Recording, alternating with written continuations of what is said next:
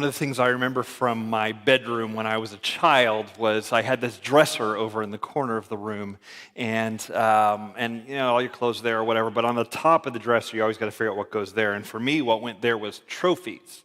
So whenever I would be on a team and we won something, I would get a trophy. So I would have these, like visual representations of my life's worth, on top of this dresser in my room. And it was like these accomplishments. So it was like, oh, your soccer team got second place, you got a trophy. And your baseball team was first place, you got a trophy. And you got third place in the spelling bee, and you got a trophy. And I think I'm old enough that we weren't given those just for participating, but I might be misremembering that. There may have been some participation ones in there as well. But for the most part, there was these trophies there. And I think the dark side of that would be it taught a child at a young age that your worth is determined by how much you can accomplish and accumulate, and that you can have this sort of visual representation of like, look, this is how good you are, you have these things.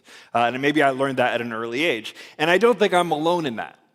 I think a lot of us learned at an early age that our worth has to be shown visually, or it has to be proved in some way. We have to come up with ways to prove that we're worth it. It actually starts when we're really young, when we learn how to be a good boy or girl for our parents.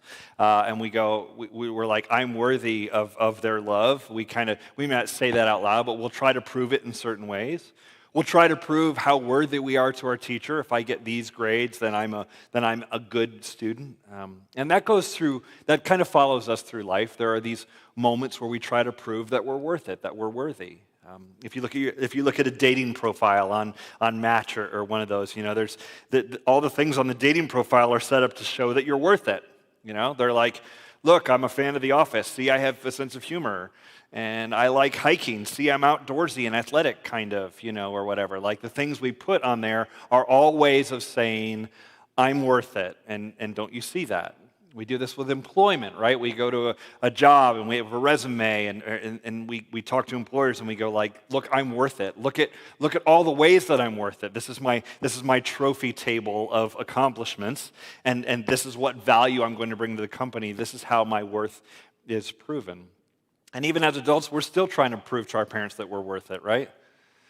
There's like some of us are in counseling for this, right? Because we're still trying to tell mom and dad that I'm worth it. It's like, look, mom and dad, I drive a good car now. Look, mom and dad, my children are turning out reasonably well. Look, mom and dad, see, I went on a great vacation. Like, still trying to prove our worth to those folks, even way into adulthood. And I think we do this with religion too. We do these things of, I've got to prove that I'm worth it. And these are big questions we ask. Is there a God? Does he care about me? Am I a good person? Am I doing the right thing? How would I even know? Am I one of the good people in the world? These sorts of questions. We don't necessarily ask them out loud, but they're there in the back of our mind. And we even approach faith and religion. We sort of approach that with this worthiness question of like, am I worth it? I see people come into church with sort of two different approaches. Some people come into church, and maybe this is you today. You're here because somebody invited you to be here. And really, if you were to be honest, if you could say the quiet part out loud to your friend or to anyone, maybe your feeling is, this is kind of beneath me. Like, organized religion's not my thing. And in some ways you're saying, like, my time is worth more than being part of this, but I'll here to appease a friend, or we'll go to lunch or whatever, but I'll just do this one thing. And in some ways you say, like, I'm more worthy than this, like this is beneath me. Or what I run into, maybe even more common, is a lot of people feel unworthy to be part of a Christian community of some kind, because they feel like, man, I've really messed up and I've blown it and I've hurt people, and if they only knew these things about me, they wouldn't even want me to be in their church. We kind of have that sort of attitude, and we feel very unworthy to be involved in anything that involves morals or religion or God or church, any of that kind of stuff. And so there's this sense where we feel too worthy, we feel unworthy. And if Christians and churches have made you feel that way, I'm sorry, and I get that. I understand how that can happen. I want to point you to the God of grace, because I think there's something here for you.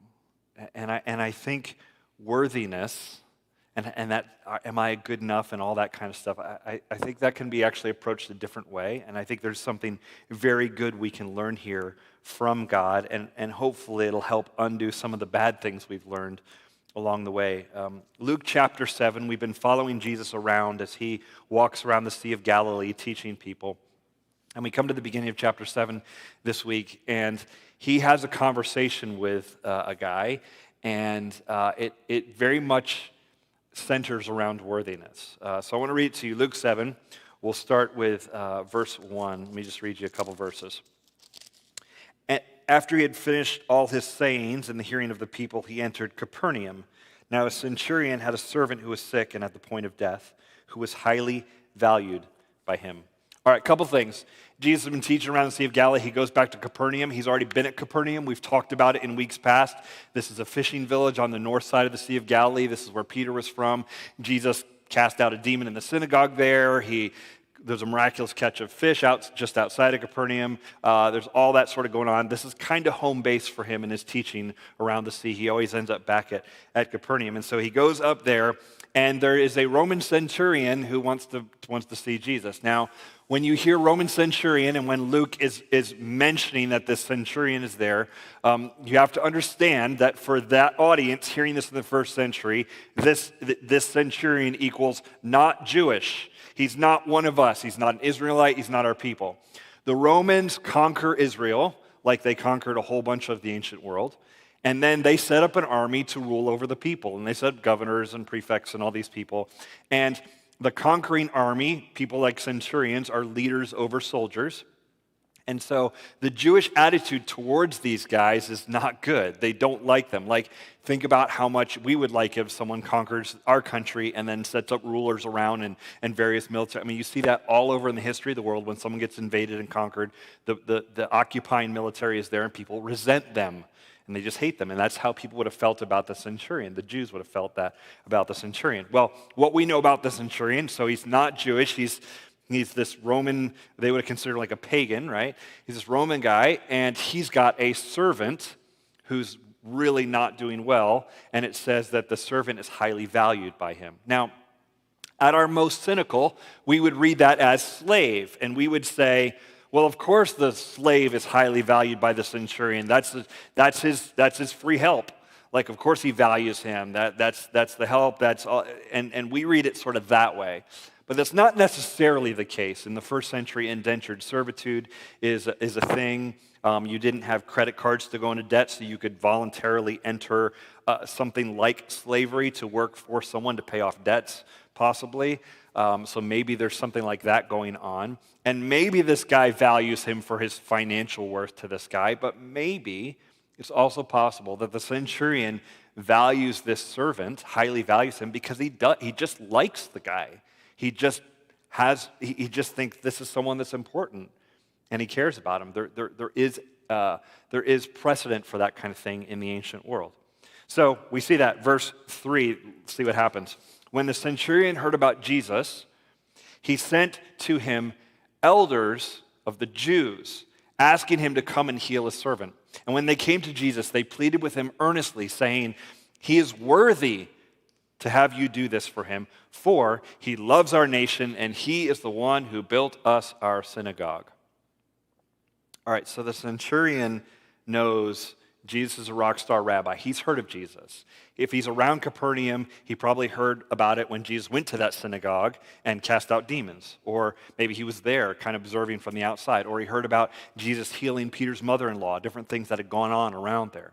So he knows here's this rock star rabbi, religious guy who can heal people. And he goes, I need to talk to him, but he doesn't go himself. He sends elders of the Jews. So he's sort of like, hey, you guys are religious too, right? Can you go talk to the other religious guy and get him, can you put in a good word for me? You're cool with him because you're Jews also. Can I be cool by association? I know you guys go talk to him. So these elders of the Jews, the religious people of that day, they go talk to Jesus. And notice what they say about this guy. They're like, Jesus, you should come heal the centurion. You should heal this guy, and you should heal his servant. Come do this for us. Here's why. Here's why he's worth your time. He's worth it because he's good to our people and our nation. In fact, when we built the synagogue a while back and we did that whole thing, he helped. Like he didn't have to, he just pitched in. I know there's bad Romans, he's one of the good ones. That's the appeal, they make it. And so notice this, worthiness is based on what this guy has done. He's done some good things. This guy has a whole dresser of trophies. And they all come to tell Jesus about it. Now, Jesus may not agree with that, but he goes along with them and says, fine, I'll go with you. So verse 6, and Jesus went with them. When he was not far from the house, the centurion sent friends, saying to him, Lord, do not trouble yourself, for I am not worthy to have you come under my roof. Therefore, I did not presume to come to you, but say the word, and let my servant be healed. So the religious leaders of the day show up to Jesus and they say, this guy is worthy because he's done these good things. Jesus gets close, this guy sends out friends, and they pass on this message, the centurion saying, I'm not worthy. I'm not worthy of you, religious leader, rock star rabbi guy. I'm not worthy to have you come under my roof. In fact, here's what you could do. Just say a word and heal my servant from a distance. Now, how does he know Jesus can do that? Well, he's been around. He's hearing the stories. He's seen some things. Peter's mother-in-law, the synagogue, the casting out of the demons, that kind of stuff. So he sees all that, and he goes, I'm not worthy. I think you can just do this from a distance. And then his justification is this. Look at verse 8. For I too am a man set under authority with soldiers under me. And I say to one, go, and he goes, and to another, come, and he comes. And to my servant, do this, and he does it. This guy, the way he pieces this all together is he's thinking from his frame of reference as a military guy. And he goes, look, I have authority over people.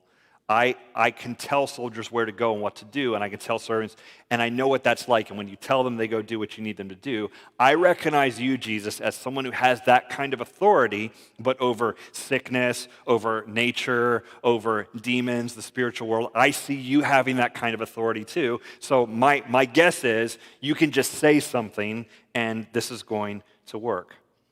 One thing I love about this is the centurion is not that we know of is not a religious guy. This isn't like a person who studied the scriptures his whole life and now he's just really pieced it all together and he understands who Jesus is. This is effectively an outsider, a Gentile. He's an outsider, and what I love about that is sometimes it takes outsiders to see things clearly and to get things that the religious insider people are missing. And I hope that's encouraging to you, because if you feel like an outsider to the faith, man, come on in. Like, sometimes you bring incredible insight to things from your experience that are really profound and really helpful. And so that's what this guy does, drawing on his military experience. He's not the most religious guy, but he's the new guy, and sometimes it's the new guy who gets it. Verse 9 and 10, apparently Jesus is impressed by this also. Listen, when Jesus heard these things, he marveled at him, and turning to the crowd that followed him, said, I tell you, not even in Israel have I found such faith. And when those had been sent returned to the house, they found the servant well. So a crowd of religious people is always following Jesus and trying to figure out how to be more Jewish and more closer to God. And he looks at all of those people and he's like, man, this guy, I haven't seen faith in any of you fools. Not like this guy. He's incredible. It says he marvels at him. Now that would have been hard for them to hear. The most religious people, and you tell them, you guys don't even get it. This guy who's not religious, he gets it. He's got real faith. It's profound. And the servant gets healed from a distance. As they go back, they find out, okay, he's been healed. All right, a couple thoughts. A couple ideas to pull from this, I think. Number one is this: you do not make yourself worthy or unworthy by external behaviors. I should probably repeat that. You do not make yourself worthy or unworthy by external behaviors. Our worthiness before God is not defined that way, which means you can be a good person. You can be the last person to refill the coffee pot at work. You can clean up after someone. You can clean up after the dog. You can clean up after other people's dogs. You can help your friends. You can be kind. You can say nice things. You can support really good causes. You can work hard at your job. You can attend church. You can pray. These are all good things, but they don't make you righteous. This was the appeal of the elders. This guy did good things, but it's not doing the good things that makes you righteous or makes you worthy. And I think we need to hear this because some of us believe that we are right because we support the right things and we align ourselves with the right causes and we change our avatar to support the latest thing on social media. That's the important thing, and we show people that we are good people because we do and we support the good kind of right stuff. And then at the other end, we have people who feel incredibly unworthy because of what they've done. And there's a lot of that inside, outside the church. There's people who feel like, I've cheated, I've sinned, I've hurt people, I burned it down with relationships, I have done people wrong. There are people who are like, I am a story that other people tell, right? There's people who tell stories about what it was like to be around me, and they're not good. We feel that, we blow it, and we have this sense of, I've blown it, and there's no way to be good again. I can't put that toothpaste back in the tube. And look, your story may be bad. You may have done some awful things. Last year, 5 years ago, last month, yesterday. There may be a whole lot of things in your story up until today that you're like, yeah, this is awful. And that's going to make you feel unworthy. I don't know about this God thing. I'm a mess. And I just want to say to you, try reading this book because it is not a Hall of Fame of really good people book. It's not that kind of book. Moses, famous Moses, big deal in the history of the world. He killed a guy. Not so great. Abraham, the father of 3 religions. Surely he's like one of the greatest of all time. Abraham tried to pimp out his wife. David, the king, man after God's own heart, wrote a bunch of the Old Testament, wrote Psalms, sing all these songs, and he's honoring God and he's praying and all this stuff. And, incredible. David sleeps with a guy who's not his, sleeps with a girl who's not his, is someone else's wife, and then has that guy killed. Adultery and murder. That's David. Peter spends 3 years hanging out with Jesus, walking around this lake with him, so close to him. You couldn't get better teaching in the history of the world than Peter gets from being directly next to Jesus for 3 years. And at the end of that, as Jesus is getting crucified, Peter denies 3 times that he even knows Jesus. That's taking a big L right there, right? Paul is a persecutor of the church. A guy who in his zeal for Judaism rounds Christians up and has them thrown in jail and later converts to this Jesus thing and ends up writing half the New Testament. But he wasn't necessarily a great guy. My point is people have stuff, even the ones you look up to. Everybody's got stuff and baggage and issues that from our past. Some of them are things that happened to us, and some of them are things we caused. And you're not worthy or unworthy to be before God based on all of those things. Our worthiness comes from faith. This is actually what Jesus marvels at. You read the New Testament, Jesus does not marvel at how rich somebody is. He does not marvel at how politically connected someone or how powerful they are. He doesn't marvel at what a great sense of humor they have or anything like that. The thing consistently that kind of blows Jesus' hair back, and he's like, whoa, this guy, this girl, look at them, notice them. It's faith. It's a powerful thing. And we're called to have faith because we enter a relationship with God through faith. And I know that's hard because we live in a very empirical world. Like we have smartphones and the internet, and we have lots of amazing things that have been delivered into our hands and into our pockets from science. And that feels like the world, even though I don't actually know how a smartphone works and I don't understand the internet, at the end of the day, it's sciencey things. It is something binary with zeros and ones, and there's some sort of math involved, and then there's I don't know, somebody uses calculus, I suppose. So there's that happening out there somewhere, and it all works together, and it's very reasonable, and it's very rational. It all comes together and it's very, it's brilliant, right? And so we think that's just that's life. It's these things. It's incredible. But the truth is, so much of life, even in that life, even in the midst of that, so much of it is faith. So much of it is trust in things that you can't see and things that you can't understand. And that's hard. But our relationship with God is the same way. It is trust in someone that we can't see and can't always understand. Hebrews 11, chapter 11, verse 6 says this, "Without faith it is impossible to please him.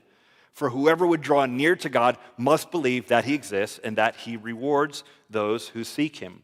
Faith is, it's the connection to God. It's the way in. Why is that the case?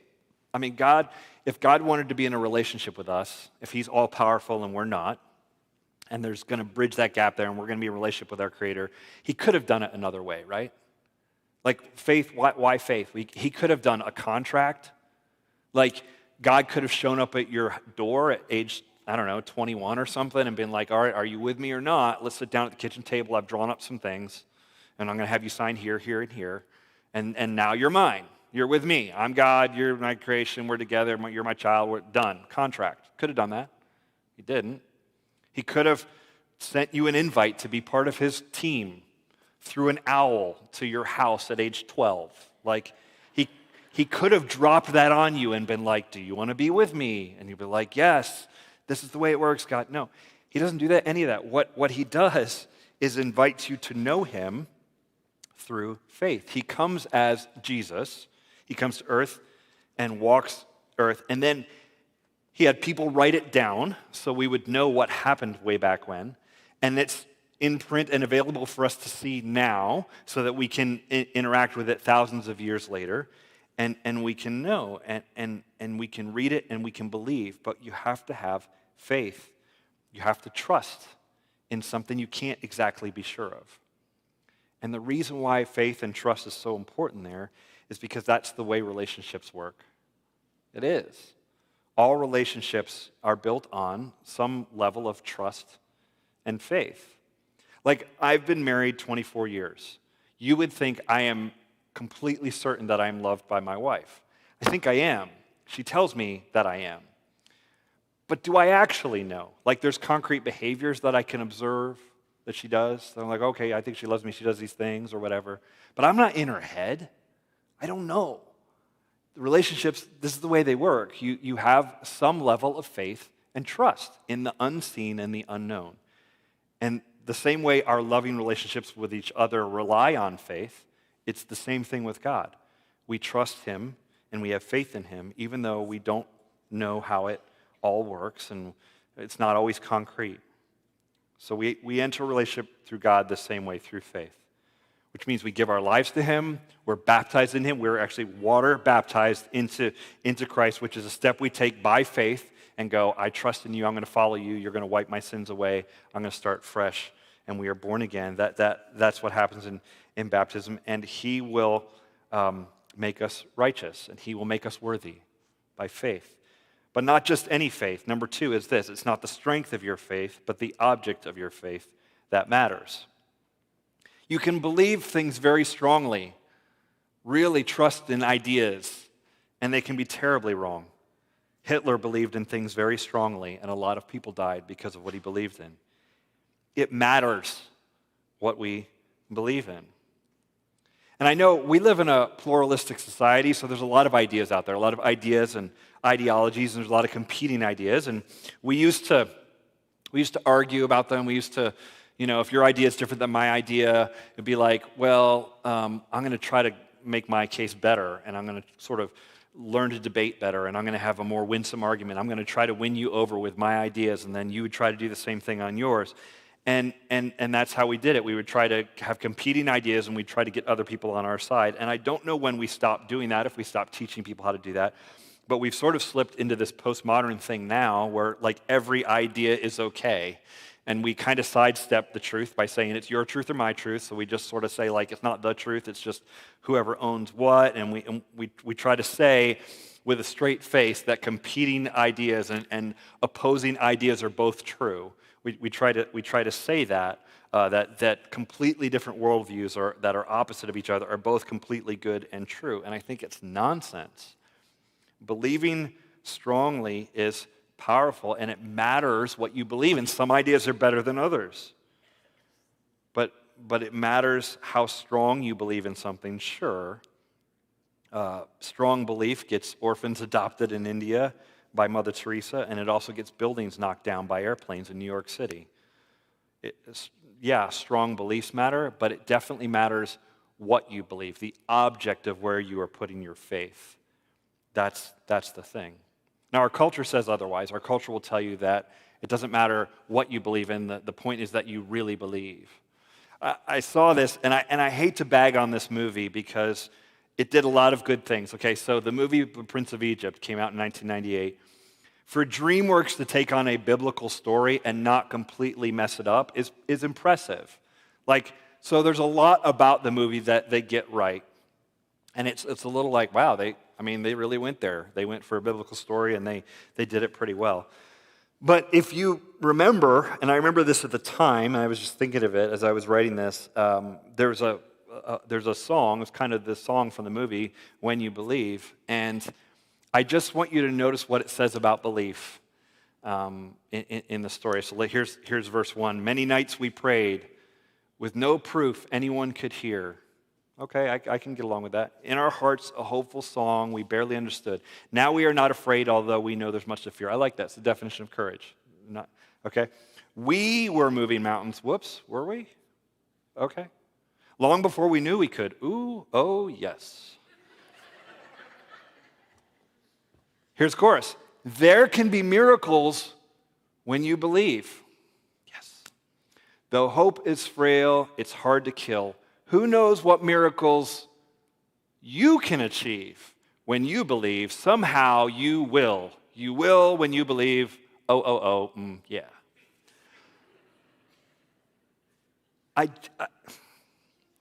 Again, all things considered, pretty good movie. But the story of the Exodus is not about what Moses was able to achieve because he believed in himself. It wasn't about what miracles the people were able to accomplish because they believed in themselves. The story of Moses is about God delivering people and hearing their cry and him performing miracles. That Red Sea's not going to part by itself, and it's not because Moses is just really impressive. This is God's doing. And yet there's this little, even in a biblical story, there's this little cultural shift that says, no, what really matters is just how strong you believe. And if you're going to believe in anything, believe in yourself. That'll be the thing. And a lot of people believed in themselves and have done terrible things in the history of the world. It matters what we believe in. Believe in God. Put faith in Him, not in our own ability. Don't put faith in Wall Street or a political party or a Supreme Court or capitalism. Our faith should be in Jesus. Why? Last piece, number 3. Because Jesus is worthy on your behalf. He's worthy in a way that you and I never can be. Paul says it cleanly in 2 Corinthians chapter 5, verse 21. For our sake, He made Him, talking about Jesus, to be sin, who knew no sin, so that in Him we might become the righteousness of God. In other words, Jesus, who's sinless, God takes Jesus and puts Him on the cross where He takes on our sin. He knows no sin Himself. He takes on ours so that we can become righteous. Jesus is righteous, and that is given to us. It is the great exchange. Jesus takes our sin, and He gives us His righteousness so that we can stand before God. Our worthiness will not be, I did enough, I accomplished enough, I've made it, look how proud I made you, God. Our worthiness is not like that. Our worthiness is trust and faith in Jesus, and then he makes us right. We get his righteousness counted as our own. This should be incredibly good news. Because otherwise, what we'll do is try to be worthy by supporting all the good causes. And you just can't do that on your own. You can't support enough things. You can't achieve enough things. And even if you do, even if you get a whole dresser full of trophies, at the end of the day, you're still going to have this nagging in your soul. Did I do enough? Is this right? Have I accomplished? Am I a good person? Am I good enough? And this is how we know we're good. That the creator of the universe, who knows every hair on your head, that creator looks at you and says, no, you can be worthy because you've placed your faith in me. So the challenge is this, and then we're done. Number one, if you're a Christian, here, back up a second. I don't want to, yeah. So if you're not a Christian, the challenge would be this. Be baptized. Give your life to him, and stop the striving to be worthy. Allow him to cover that gap for you and say, hey, I want to follow you. I want to know you, Jesus. I want to be in relationship with God. Get baptized. You can write on your Tri-5 card you're interested in baptism. We'll talk to you. We can baptize you anytime. We have water ready for that. And so if you want to be baptized in this time of year, we could go down to the river, whatever you want to do. Like, let's give your life to him and get baptized into him. If you're not a follower of Jesus, this is the way. This is the step. If you are a Christian, I want to ask you two questions, and really these are questions to ask yourself. Number one is this: where are you still striving to prove that you're worthy? Where are you still striving to prove that you're worthy? I'm not saying don't do good things. Absolutely do good things. Give and serve and pray and all of the things. Grow in kindness, grow in patience, peace, gentleness. We've talked about that in weeks past. I'm just saying, let's check the motives. Are you doing good things in order to prove to yourself or to others that you're worthy? Are you in this headspace of, I'm going to do this and then I'll be good enough? Or is it happening because you have accepted that God has made you worthy and it's flowing out of that? You're going, man, I'm just going to do this out of love because God has first loved me. Does it come from the overflow? So where are you still striving to prove that you're worthy? And then there's this question, the faith piece. Where do you need to live by faith now? Because if I say to you, live by faith, that can be very heady. Oh yeah, I live by faith. I mean, I pray and I read some things sometimes. I go to church. I live by faith. But that's not what faith feels like. Faith feels risky. It's got to have that tinge of, I'm going to have to step out here. Let me give you an example where faith is hitting me right now. And this will be one to make everybody comfortable in the room. Money. The topic of money is a faith topic. It is a heart topic for people, especially right now. Because I say, okay, I'm going to live by faith. I'm going to trust God. And so what we have done in our family is we've committed to give away at least 10% of our income. So every month I take, it's about 11 or 12% at this point, but we take money that we made and we take the percentage of that and we give it to the church. Because we believe that we honor God by giving money away, and we want to be generous people, and we want to not spend every dollar that we get, and we want to fight against greed and all that. So we do that. And in normal times, that's not hard to do. It's you get used to it. It's a large check in comparison to all the things except for your mortgage or whatever. It's okay, that's a lot of money, but whatever. You get used to it, and in normal times, it's okay. It doesn't freak you out, whatever. But when you have whatever percentage inflation we're at right now, and gas costs a lot, and food costs go up, and the cost of everything goes up, and you start seeing your budget sort of grow in all of these other areas of your life, it gets tight, right? It gets stressful. And some of you know exactly what I'm talking about. You're living this too. Now, some of you financially are doing so well that you don't feel that that tight pressure, and that's good for you. I'm not begrudging that at all. Like, that's great. But others, it's like, man, I don't know. Like, this is not looking good.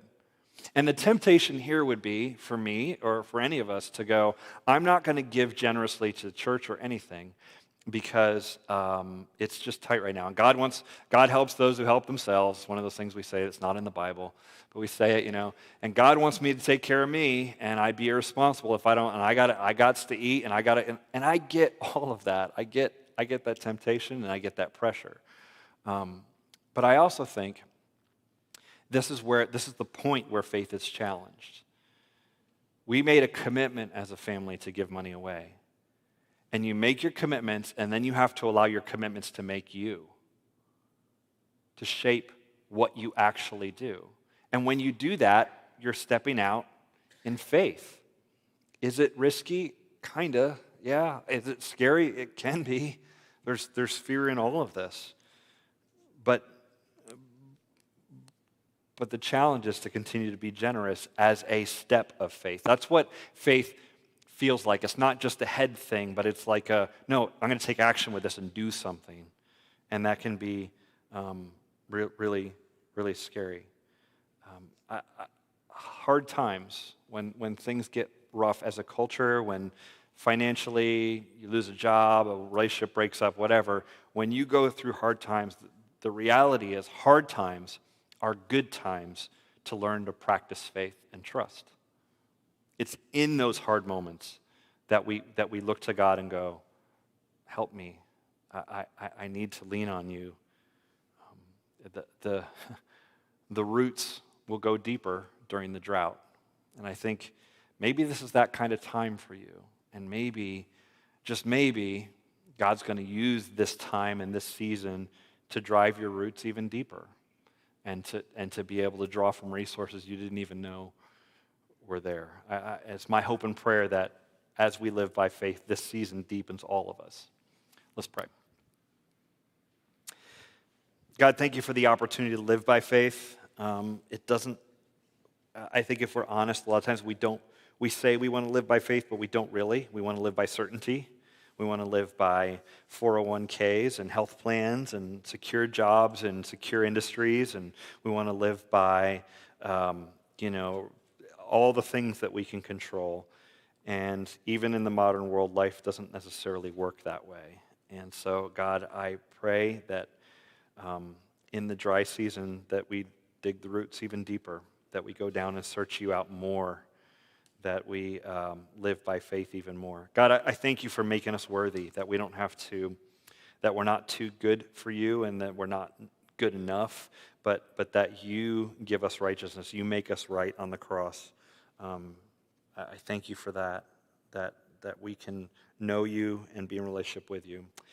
In your Son's name we pray. Amen. We're going to sing about that, and we're going to sing about God's worthiness and how that affects us. And we're going to do this in an act. Faith is participatory, and so it is not something you just watch or listen to. It is something we participate in. So the singing is your singing lifted to God. It's not mine or someone on a microphone up here.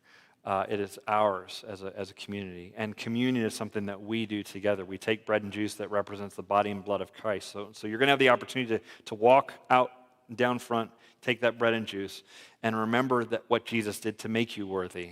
Remember, he died for your sins and covered over everything you've ever done. We're going to do that. If you don't want to take communion, you can stay in your seat. That's fine. You can just sing along with us. And then when that's done, we have a couple announcements to give you before we wrap up. So let's stand and sing together.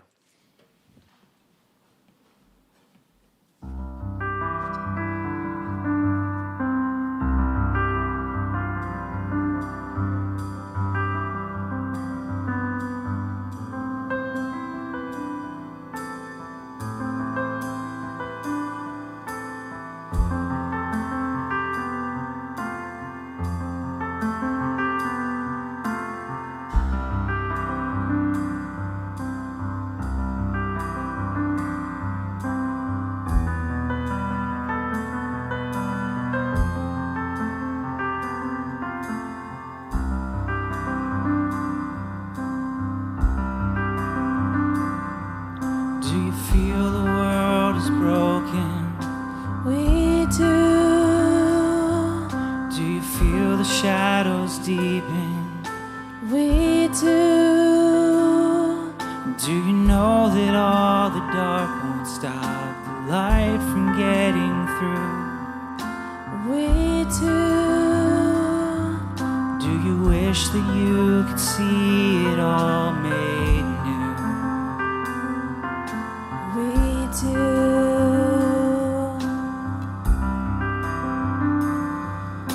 Is all creation groaning? It Is a new creation coming? is. Is the glory of the Lord to be the light within our midst? It is. Is it good that we remind ourselves of this? It is.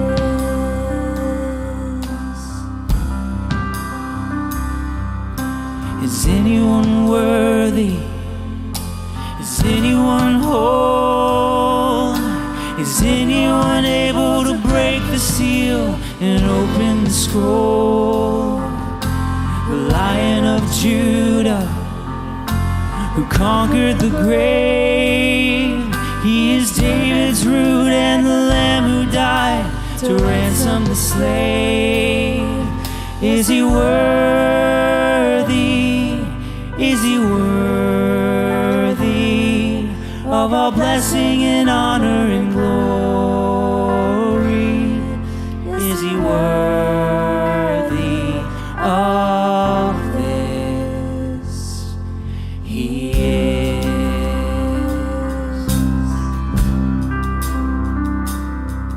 Does the Father truly love us? He does. Does the Spirit move among us? He does. And does Jesus the Messiah hold forever those he loves? He does. Does our God intend to dwell again with us? He does. Is anyone worthy? Is anyone whole? Is anyone able to break the seal and open the scroll?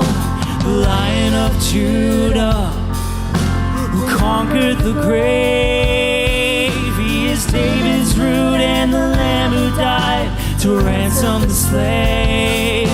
From every people and tribe, from every nation and tongue, he has made us a kingdom of priests to God, to reign with his Son. Is he worthy? Is he worthy of all